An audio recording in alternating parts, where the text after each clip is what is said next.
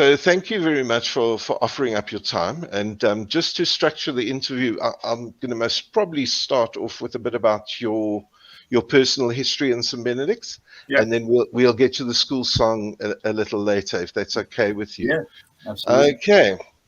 So it's absolutely a pleasure to welcome you this afternoon, John. You in America, so it must be what, just after 9 o'clock in the morning? Is that correct? Yeah, it is. Yeah, breakfast time. And where precisely are you? I'm in Charlotte, North Carolina, small town outside of Charlotte. Okay, that's great. So you've just got out of bed, and in South Africa, we've just finished our school day. The final bell went at 3 o'clock. So thank you so much for offering up your time this afternoon. My pleasure. This interview is part of our alumni interaction for next week, and we intend broadcasting it to all the boys in the schools so that they can learn a little bit about the history, particularly from the 1980s when you were here, and then a bit of a background regarding the school song. I think I met you the last time when we turned 50. Is that correct? You traveled out to South Africa for that celebration in 2008. Yeah, that's correct. Yeah, that's absolutely wonderful, and the opportunity to meet with you was great. So if you'd like to start, tell us a bit about when you were at St. Benedict's and a bit about your family. Okay. Well, I went to Holy Rosary Convent along with my brothers, Danny and Tim. I'm the oldest of the three, and we went from Holy Rosary Convent on to St. Benedict's. I must have started St. Benedict's Standard 2 with Mrs. Duncan, maybe in 81, 80, 79, 78-ish, something like that. 1979. I'm going to start presenting, John, as you speak. Yeah. Can you see that? Let me see. Am I looking at a chat? No, let me just see what I'm doing wrong.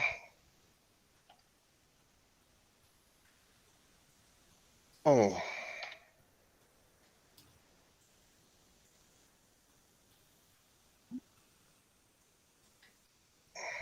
Sorry, I'm normally far better at this. No problem at all. It's the pressure of. There we go. Yeah. So we've put a few photos together to maybe stimulate your memory. Wow. Can you see now? I can, yeah. Yeah, it's wonderful. Okay, so you're taking us way back to the start. There's a wonderful front page designed by our marketing department. Interestingly enough, that line from the school song, "Except each is different, each plays his own game," is our school's theme for the year. Oh, okay. So taking us back to Mrs. Duncan, that was in 1987. Wow. We can't identify you in the photo. Can you help us? Yeah, I'm sure I can. Yeah, so Mrs. Duncan, there's a student right behind her. Just above Mrs. Duncan, that's Fortius Lupus. And then just to the photo, our left as you're looking at the photo, or to the right of Fortius. So I'm second, as you look at the photo, second from the right, second row. Okay. Skinny kid, big ears. and what do you remember from way back there? Do you have any memories?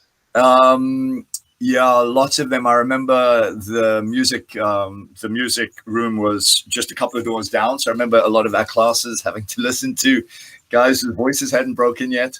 A couple of down. I remember Mrs. Duncan being kind of old school, but nurturing in the most positive way. Just a kind of grandmotherly kind of teacher, ideal for that particular age where you're needing that kind of nurturing. You're not quite striking out toward teenage rebellion and independence.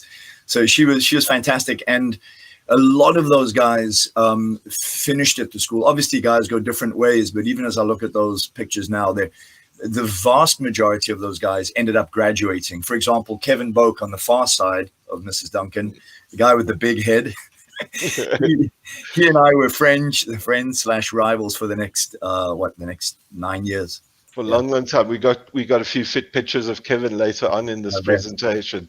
Cool. So But the next image we have, maybe to help you along, is this one from when you were in Standard 5.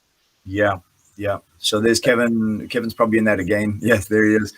And then Charles Leisha, James Nicholson, Henry, yeah, and Creamer, Riccardi's, 40th again, Muir, yeah, all those guys.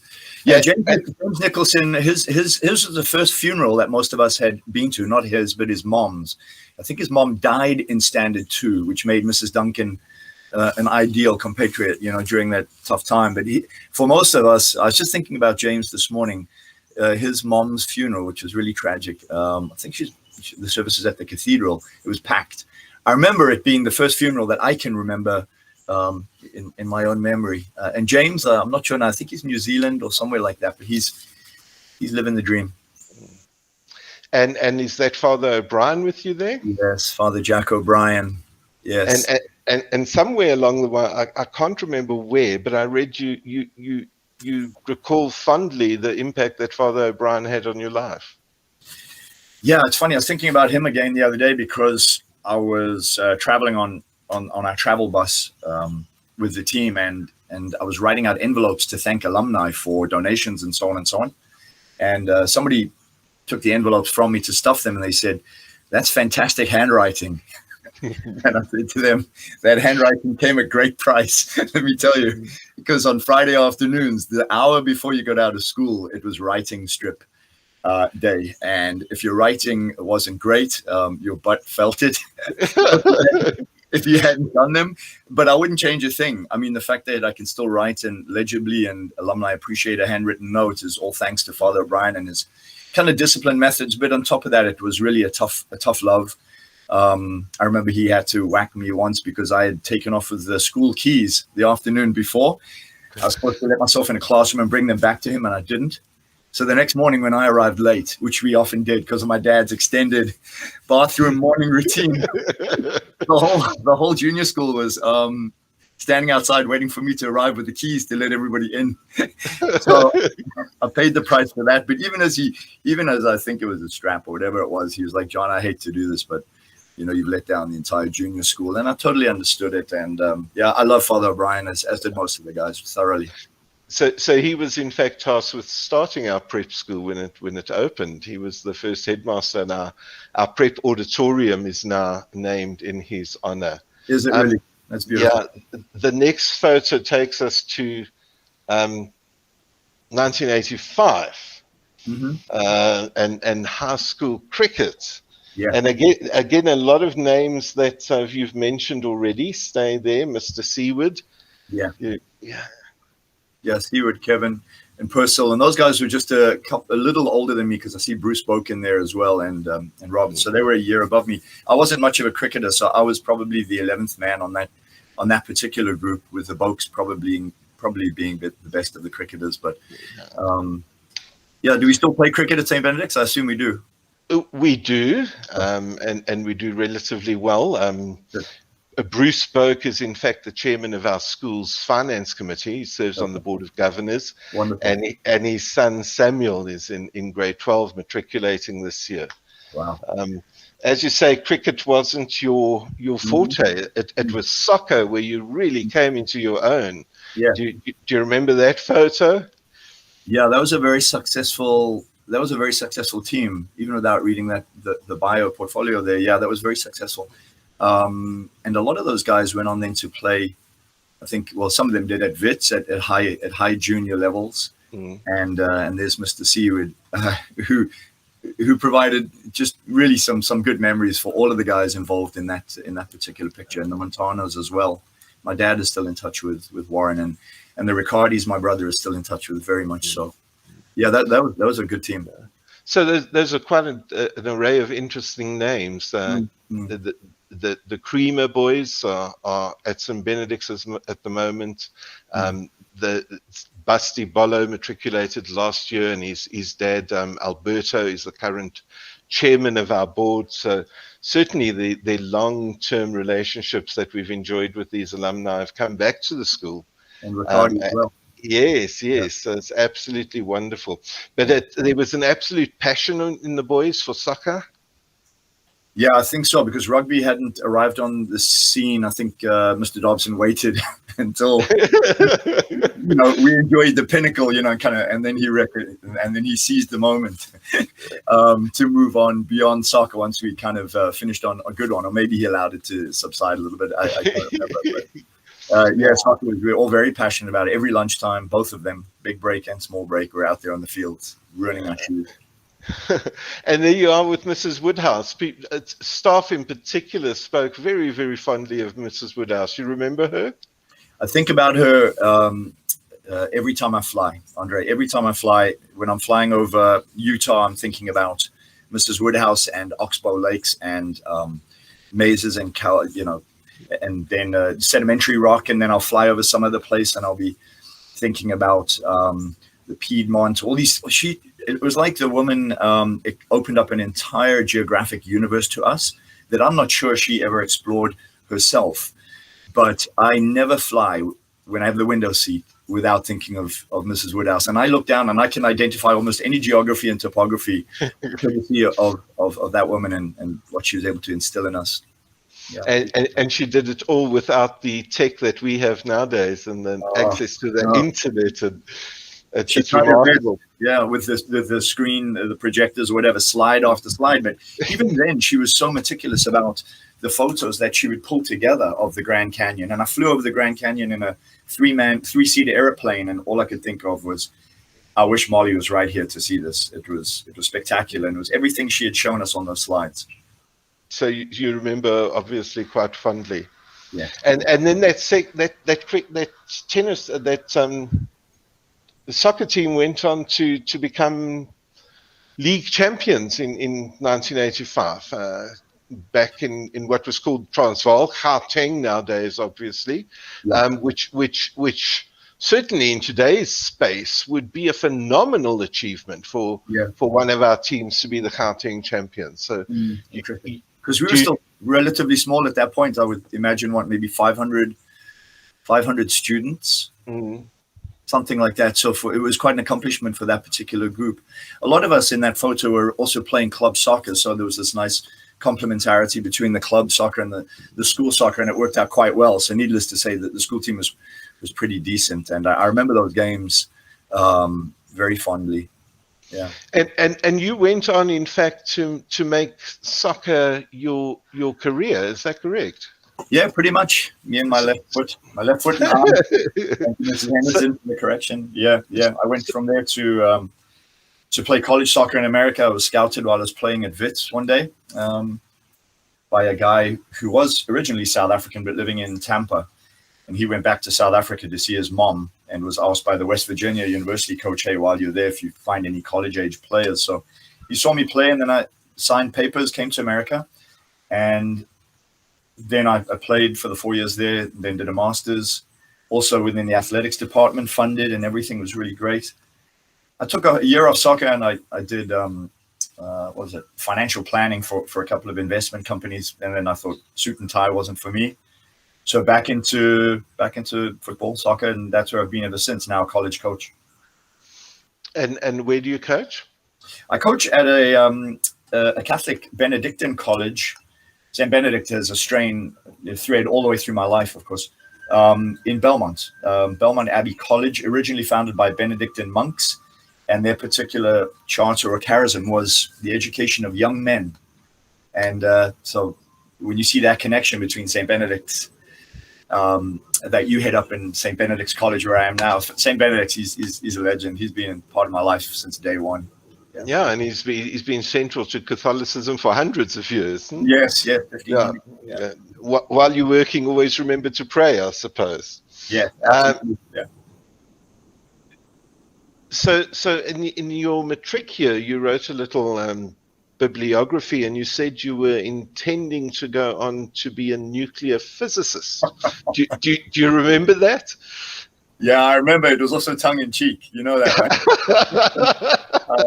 If you've ever looked at my matric reports, 4 C's and 2 D's, maybe my brothers were better suited for that, or James Nicholson. But Yeah, that was a bit of a lark. There was no way I was going to do anything beyond in mathematics beyond Mr. Dobson's preparation for my cricket.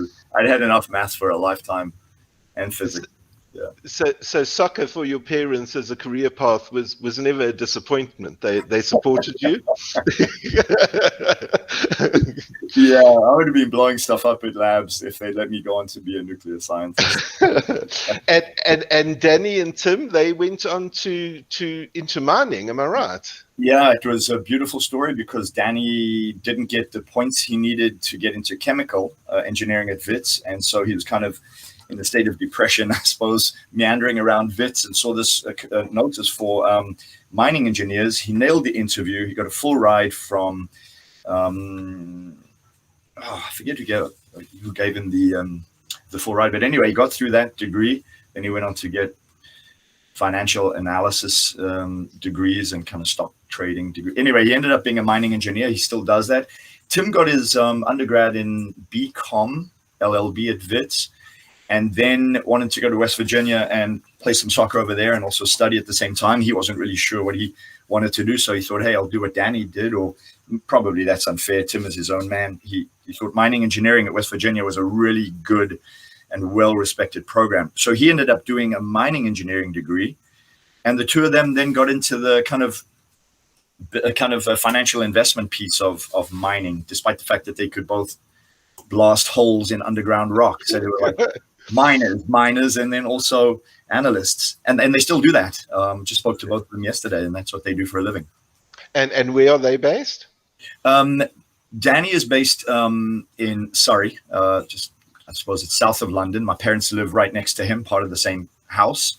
And Tim is temporarily based in London, but he was in Oman working for the Sultan, helping that particular kingdom diversify beyond oil. So he was working there for the last maybe 4 to 6 years. So, but now they're both kind of in London at this point. Oh, okay. Here's another photo, similar photo from the same year. I think it might in fact be the same one. And then that one is another one from grade 8. And then you were also an athlete. Yeah, those are the days. Every morning when I walk down to the toilet, I pass the honours board and I see that you were the Victor Ladorum in 1987. You alluded earlier to quite a competitive relationship with Boak. Kevin. Yeah, as iron sharpens iron. I don't know if I would have won Victor Ladorums without Kevin pushing me, and probably the other way around as well. What was beautiful about the Inter-Catholic, of course, is that at that point you're not fighting Kevin anymore. You're going against the other schools. So he and I both, I think, helped each other be better. And I think that particular year we won a lot of records between us and other guys, of course. But yeah, it was a really, really healthy rivalry of the years. And I think he ended up being prefect and also perhaps house captain of Mazenod, and I was house captain of Allard, and so that was part of the rivalry, I suppose. And it's quite. There was one year where you shared the trophy. Am I right? Yeah, because he cheated. I'm sure he's going to see this and have something to say. Yeah, I'm sure he cheated in something somewhere along the way there. Yeah, I do remember the year. I do remember the year of sharing that with him. Yeah. I think I had to catch him up in points on that particular occasion, so that was a fun one. Yeah. And his speciality was long distance, and yours was more speed sprinting. Am I right? Or his specialty was long distance, but also strength. He weighed about 50 pounds more than me, and so I think he was doing things like shot put, probably discus, and I had no right doing either of those two. The only thing I did involving strength was the cricket ball throw when we used to have that. That was one of the field events. I could beat him in high jump and long jump as he got bigger, but then he got into the long distance running. I think his dad was an avid runner. And then I stuck with the 400s and the 800s in the end. I think he was doing 1500s. I mean, one of the sad things about this article is that so many of those, well, not so many, the schools there that no longer exist. Really? Yeah. And John Bosco, is that school surviving? So it's a retreat center now as opposed to a school, and okay. So certainly is my patron saint. So I often think about that, the work that saint did to reach schools to create schools all the way in South Africa. And I'd interfaced with that school, obviously through athletics, but I do pray for that order. And then, there's another photo of you being provincial representative, so obviously for soccer again, which is great. I'm going to stop sharing at this point. Yeah, I'm sick and tired of seeing Kevin Boak's pasting all of my photos.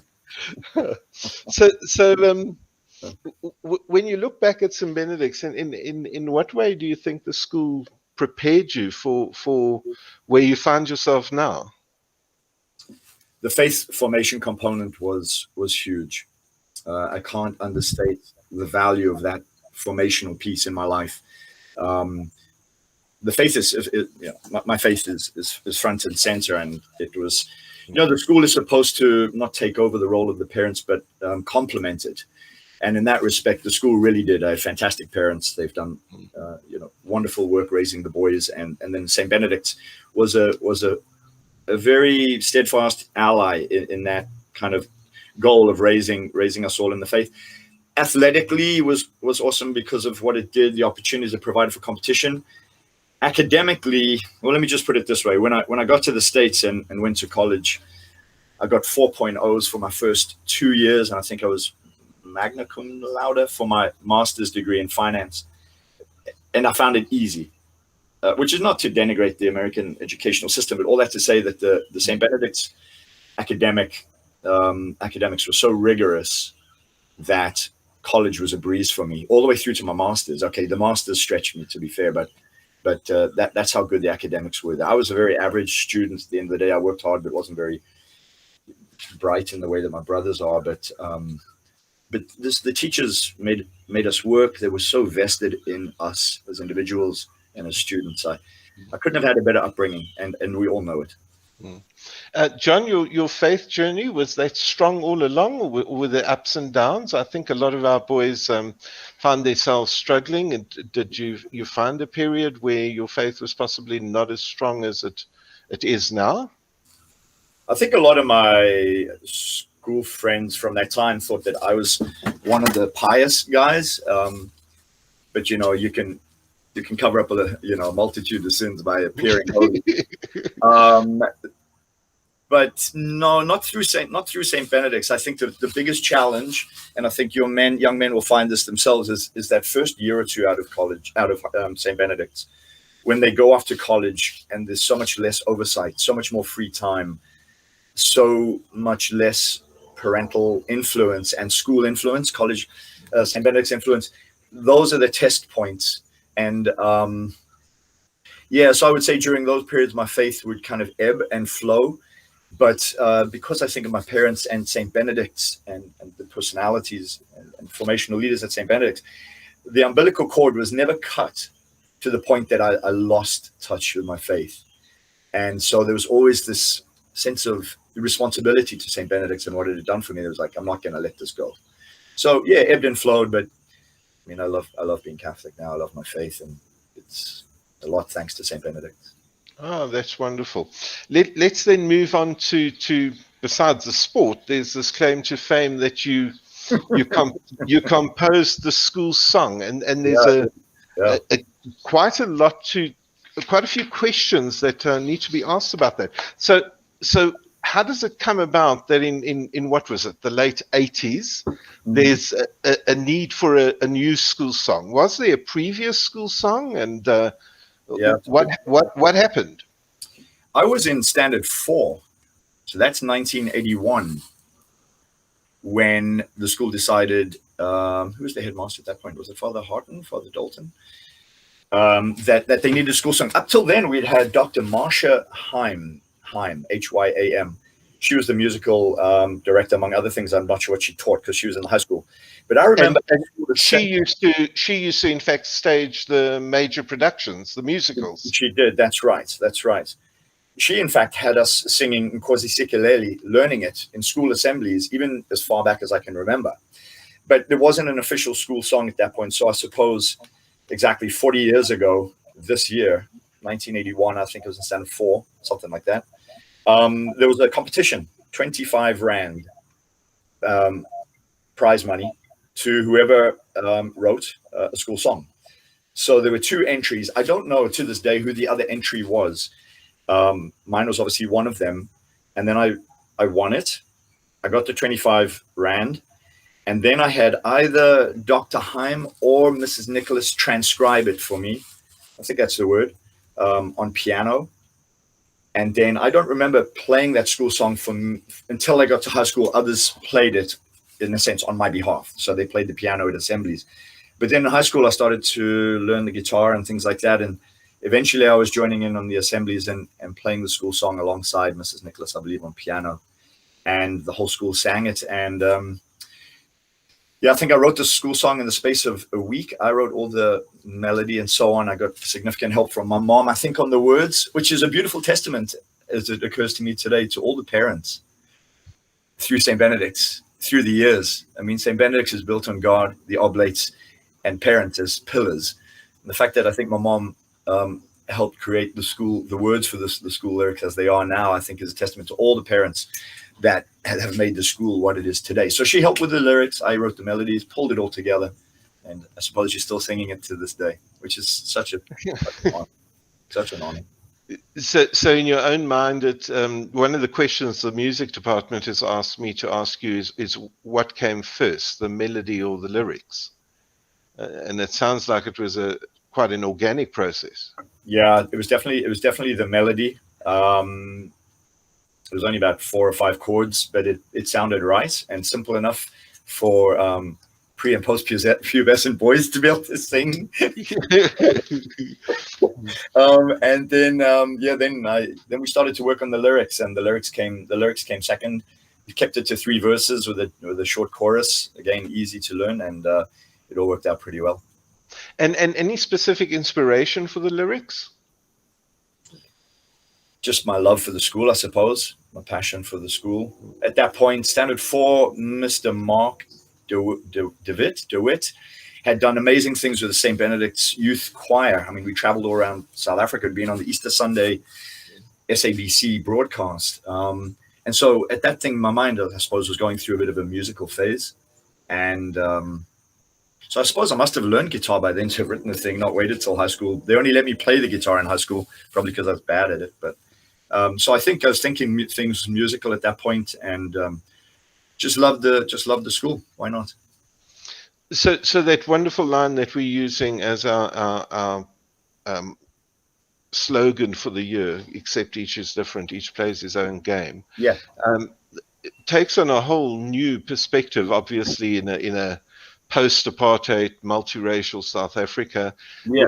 When you look back, and you've alluded already to the fact that the school was a transformed space from its earliest days, in what way do you think the boys were different? What are the differences that those lyrics alluded to? Oh, it's a good question. Well, socioeconomic for one. I mean, I remember being in class with guys, and I'd go home with them after school, and they were clearly a lot wealthier than I was.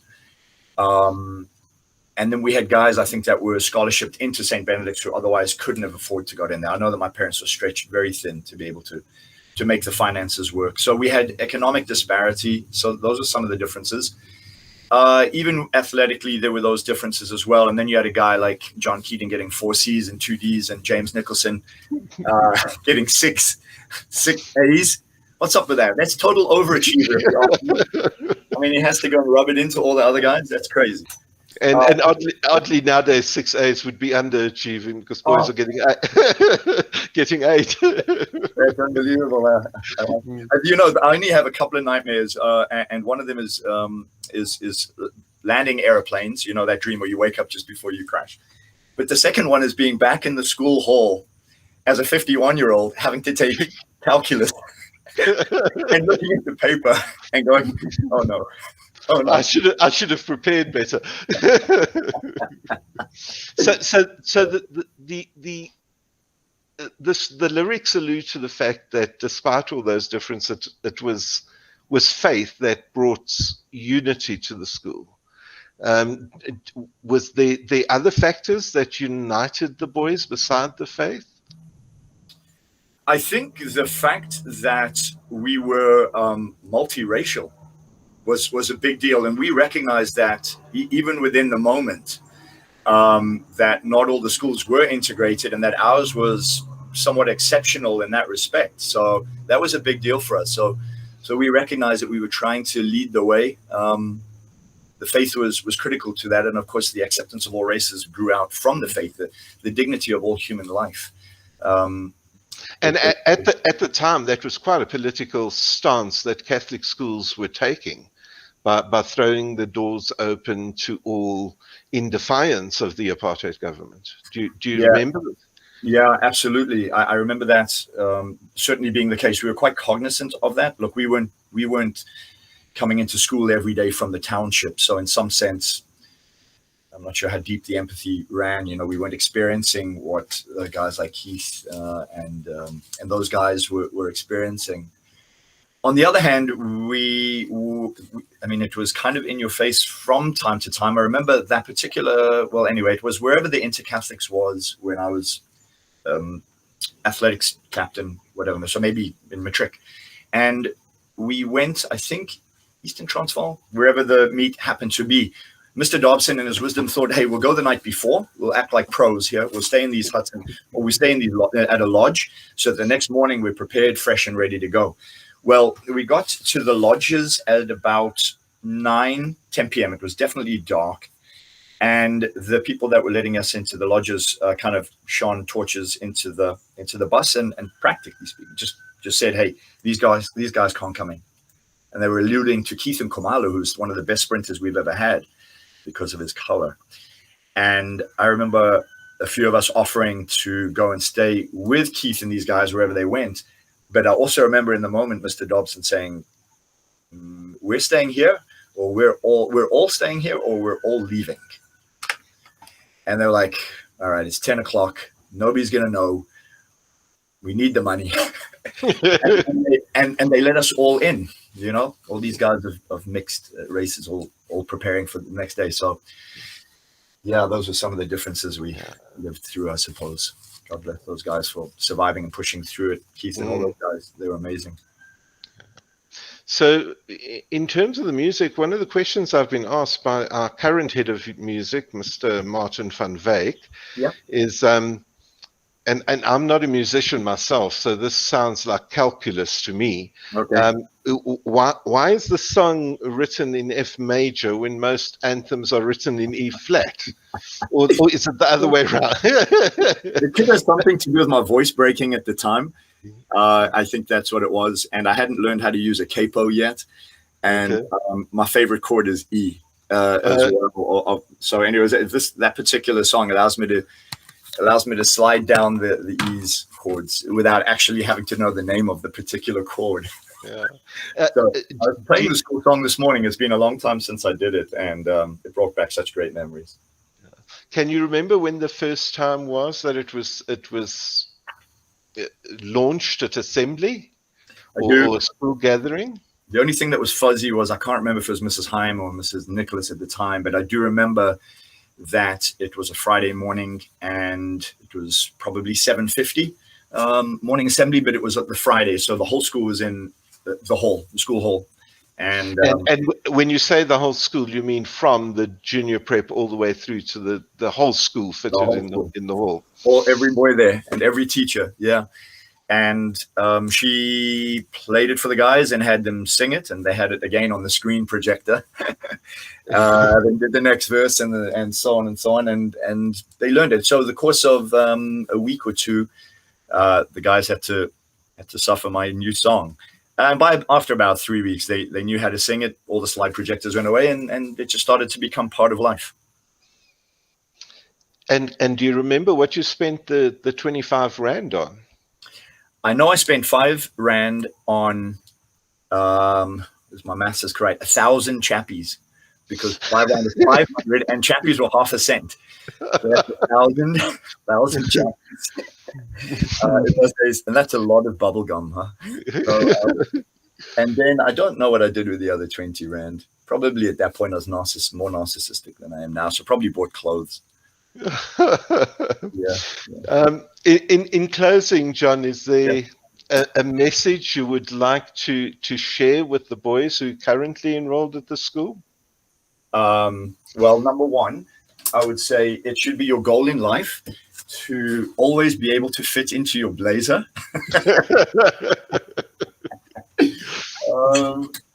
And so don't keep the faith when it comes to fighting the pounds when you get out of school.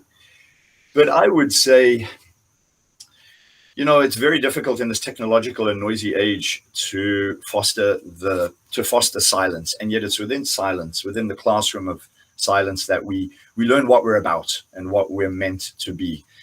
And I think it's the biggest handicap for the guys these days is finding that silence, because if you don't have it, you don't know what you're about.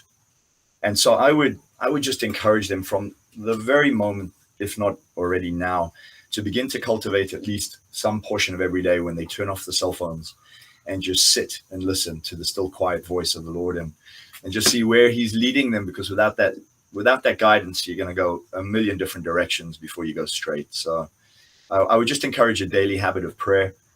It takes a lifetime to cultivate. I'm not there, but I'm giving it a shot all the time. And but I think that my point there, Andre, is that the earlier these guys can cultivate that habit, the less they have to try at age 51 to reintroduce silence into their life once lost. The best I can offer. Yeah, that's wonderful advice, and I think it's something that the pandemic has forced us to deal with in many ways: the isolation, the quietness, the slowing down of life that has come with the last 2 years have reinforced some of those fundamental lessons. Also, the value of family life, I think, has been so highlighted so significantly by the pandemic, and the opportunity that we've had to spend more time with our families. Is your school fully functional at the moment? Are you post-pandemic? We are post-pandemic in the sense, I mean, a lot of American states, red states, I suppose is what they call them, are, and we certainly fall in that category. But we have a president in Dr. Theofelder who's very unique. He's an Olympic athlete, sports psychologist, business owner, becomes president of this college, and he's been at the helm for about 18 years. He is committed to the idea of body, mind, and spirit. And so when this whole thing broke, he was committed within reason to making sure that college happened, that athletics happened, that academics happened, because he recognized the value of the body, mind, spirit piece. He didn't want to see students suffer. So there were mitigating things that they did between Zoom calls and then in person, and changing out from one day to the other, some in class, some at home. And we've made it work. So as of today, we're participating in athletics. We have a game tonight under the lights. We'll have no restrictions on crowds, but it's outside. The teams that are playing indoors, they have to mask and keep distant. And then we have testing every Monday morning, all of the athletes. And if there's, somebody tests positive, then there's quarantining and contact tracing. So we're just trying to manage this thing without shutting down our lives. And so far, so good.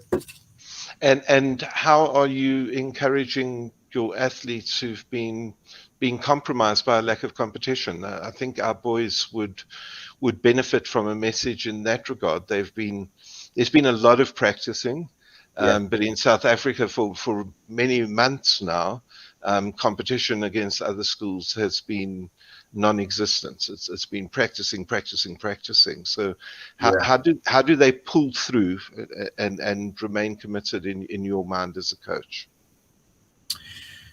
Well, from the beginning of this pandemic, our message to our own players here has been: a crisis is a terrible thing to waste.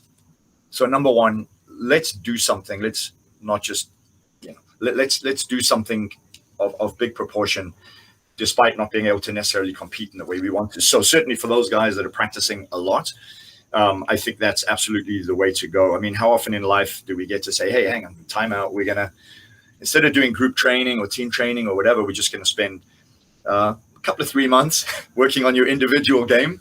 I mean, take it. But I would also say to those guys is that no matter what sport they're talking about, whether it's rowing or soccer, rugby, cricket, all of those sports are multifaceted. So despite the practices and drilling that they're doing, I think that there's something to be learned about the game. So, for example, the rowing club, right, which is obviously, in some senses, to be fair, world famous from my perspective, from what I see, they should possibly pick up this, a history of rowing. Maybe they read Boys in the Boat, the amazing story of the University of Washington's victory in Hitler's Olympics.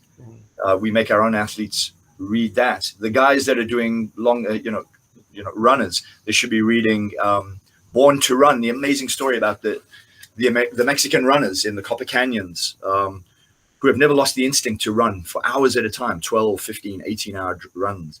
So kind of learning your sport through what's been written about it beyond just the drilling piece, become more well-rounded. But it's difficult. It's difficult. I understand boredom. That's wonderful advice, John. I've in fact written that down. A crisis is a terrible thing to waste. Yeah.